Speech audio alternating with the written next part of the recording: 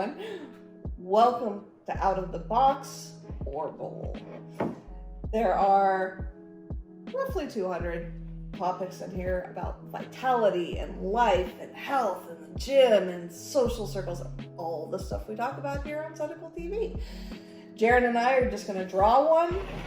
Off the cuff, we are going to talk about it, and you get to listen into our conversation. Yep. So, let's see what comes out of this. Am I drawing this time or are you going to draw? Yeah. I'm going to draw.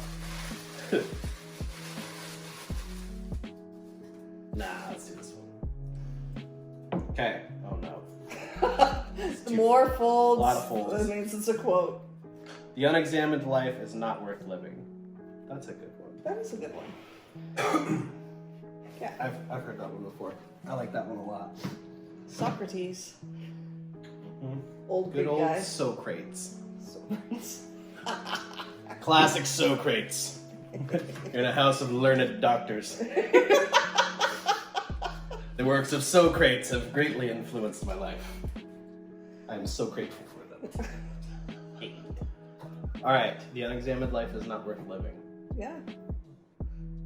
As two overly introspective people who also never shut up, this one should be easy. So, overly introspective, yes. But there was a period of time I didn't examine my life because I didn't want to.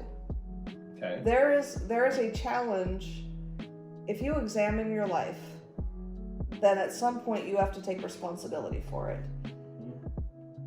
Because you have to take responsibility for where you're at, what you have or haven't done, and where you are or are not headed.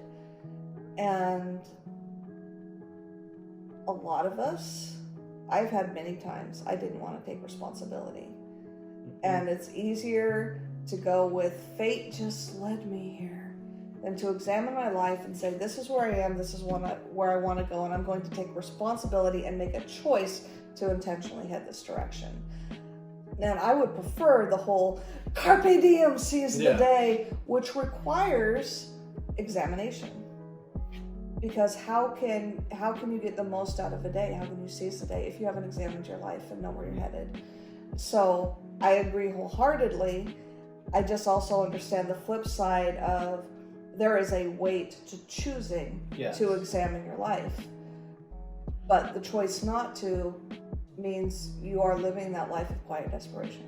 Mm-hmm. So I think that there's two particular ways that come to mind that I'd like to address this. I agree with you on that front, that if you... I gotta rein these in, they're big. The first one that comes to mind with how the quote is impactful to me is not necessarily just you need to be introspective. Right. That's a given. I think, because I think that's a surface level, everybody can get that out of the quote. Yeah. Where I think we could take it a little deeper is I look at the quote as maybe being extracting the value out of the moments that you live. So, an unexamined life is not worth living. How does that end up working? So, if we all have our life experiences, and we've talked about lenses, right? Being able to frame our experience of our life. I think introspection is like stopping to pick up the nuggets of value, or it has to do with how we ascribe value to the experiences that we have. Yeah.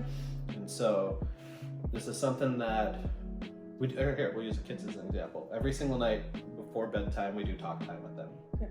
Talk time is like no holds barred, whatever you want to talk about, you're never going to be in trouble. Like, let's talk about all of the hard things. So if you're curious, we'll answer the question. If you're struggling, well, that's totally fine. If you're mad, totally fine. It's like, during this time, safe space to talk, whatever you want to bring up, let's just do it. Yeah. Right? But part of that conversation, it usually starts with what was your favorite part of the day, or what is something new that you